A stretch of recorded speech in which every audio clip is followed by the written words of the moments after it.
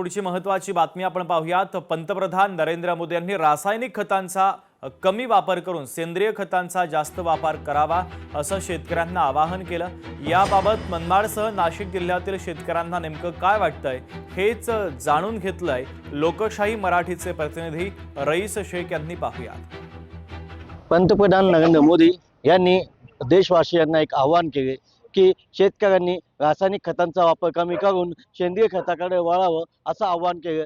याकडे नाशिक जिल्ह्यातील शेतकरी कसं बघतात यावर बोलण्यासाठी माझ्याकडे शेतकरी आहे।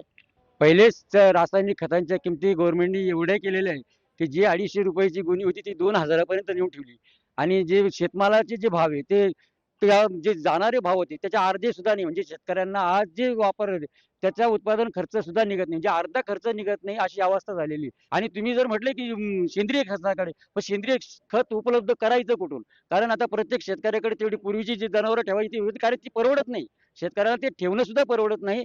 त्यामुळे तो आता सेंद्रिय शेती करू शकत नाही आणि सेंद्रिय शेती करायला गेलं तर तो जो माल उत्पादन होईल त्याची किंमत वाढेल आणि ती किंमत घेणारा ग्राहक आपल्याकडे उपलब्ध नाही, ते घेणारे कस्टमर कमी आहे। आणि म्हणून तुम्ही रासायनिक खतावर निर्बंध आणून काही फायदा नाही, ते ऑटोमॅटिक शेतकरी करेलच। काय तुम्ही पहिले त्याला उपलब्ध कसे होतील ते बघा। इंधनाच्या ज्या गोष्टी पंतप्रधानांनी सांगितलेल्या आहे, पहिलेच संकेत दिलेले त्यांनी, म्हणजे याचा अर्थ भविष्यात त्या गोष्टीचं संकट येऊ शकतं देशावरच्या जनतेवर।